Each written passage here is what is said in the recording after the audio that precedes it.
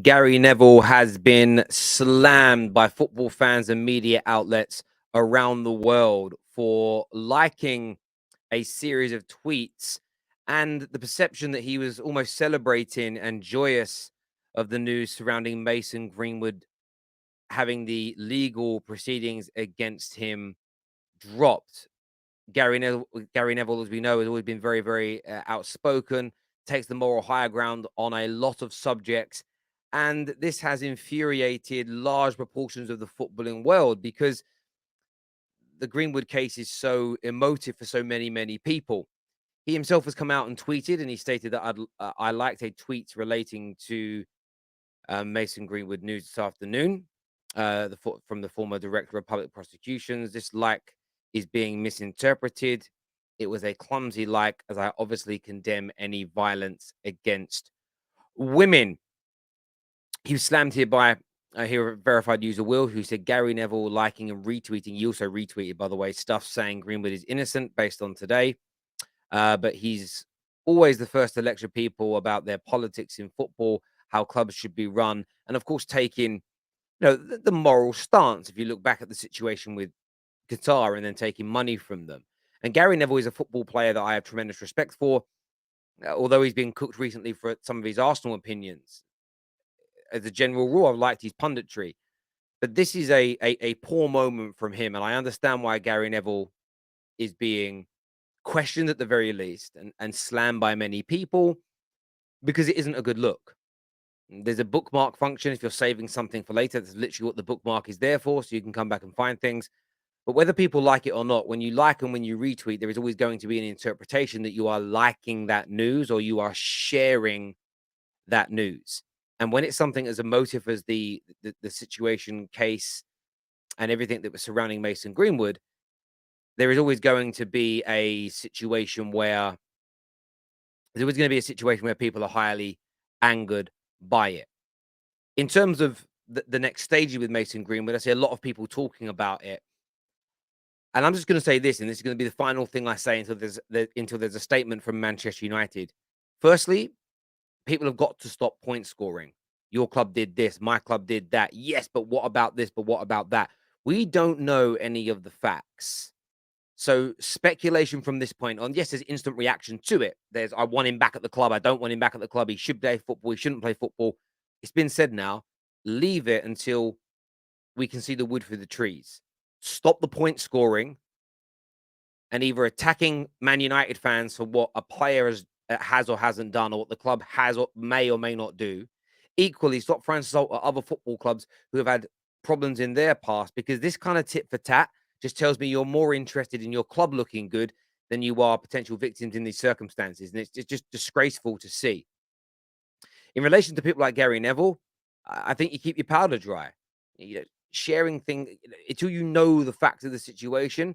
I just personally wouldn't put myself in that kind of environment. But I do understand the frustration towards Gary Neville. I do understand people's anger towards this entire scenario. We spoke about it at length yesterday on the Terrace.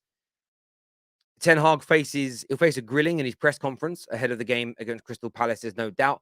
But I'm sure he's going to shut it down very quickly with the club, and I are going to consult on this privately. And when we have something to say, we'll have something to say.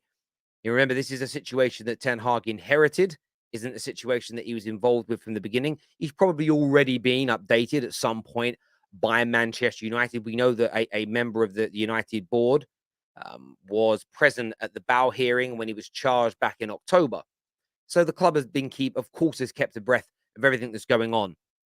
But from my point of view, this isn't a time, as I've already said, for point scoring. This isn't a time for. I understand people being annoyed at Gary Neville, and I get why, but that shouldn't be the focus here. We should be looking at Man United. We should be looking at football. We should be looking at the governing bodies to see what they do. I think football needs answers here. It really, really does. And we'll see what happens. But from my perspective on the Terrace, this is the last time I will be talking about it until we get new news. Otherwise, we're just reiterating and regurgitating the same stuff over and over again. Now, Chelsea Football Club have had an interesting year. First of all, They lose their owner. Then they lose Tuchel. They spend lots of money, lots going on. But I get the sense that there's a lot of jealousy out there. There's a lot of worry out there. Take a little listen to this from Jamie Carragher. Take a little listen. It feels a little bit scattergun. I think we felt that. I mean, the just to pause it straight away. the how do I say this in the right way? How do I say this in the right way? It's so cliched. It is such a buzzword. Scattergun. It's just scattergun. It's all you ever hear. In the summer, I do think that there is obviously a plan behind what they want to do in the future. I'd be really interested to maybe. It's scattergun. It's scattergun. But there's also a plan. That's what I don't quite understand. Or am I being stupid here? The private thoughts of the manager, actually, because it just feels like he's come into this club and it's just like the players are just coming in, leaving, left, right and centre, and he's got to build something and create some sort of team. He's going to have great players, but can you create that sort of team ethic, that bond that all great teams need in the future? But as I said, I mean, as you're a Chelsea fan, it's really exciting, I suppose. And, Todd Boehly's come in now. He's put his money where his mouth is, and he wants to get Chelsea right back to the top. And look, they are doing that. And I think what Jamie Carragher is ignoring here is if you look at Chelsea, they haven't just employed lots of new players. There are a number of sporting directors that are being confirmed into the football club. They recently announced the likes of Lawrence Stewart and Paul, I think it's pronounced Winstanley. They've had some infusion from the Leipzig project as well, which we all know about. There's been so much done at Chelsea behind the scenes that it's starting to wear thin with me. Now, I know a lot of United fans don't like how I talk nicely about other football clubs. And I get it. If you go and watch a solely United channel, they're typically salty about other teams and will very much protect Man United. And so, tell you're a United fan, you should protect your club. I just find it hard to sit there and watch the work that a football club's doing be ignored. If you look at what's being built with, I want to pronounce his name right, you've got Christoph Vivale, the new co-sporting directors that have been introduced, the real good footballing minds that have been brought in at board level to help Chelsea be run. You've got Graham Potter and his entire staff who are also helping with the identifying of players. The majority of the players they've purchased have been young. There's an overwhelming number of players that have come in who are not just young, but they're tipped to go on to be superstars. There have been a couple of bad signings. I would say Koulibaly. I would say that Aubameyang. Those two stand out as being poor signings. I think Cucurella will come good. And I actually think Raheem Sterling, with more creativity and a midfield behind him, will score more goals. Raheem Sterling isn't a stereotypical creating his own chances type player. He very much needs support from his team, like the vast majority of top-level players do. And even players that make their own goals still need their teammates to help them. I think they've signed a lot of talent, a lot of quality. There is a long-term plan, which Jamie Carragher alludes to there. But when it comes to Chelsea, there is a jealousy around the amount of money that they've spent.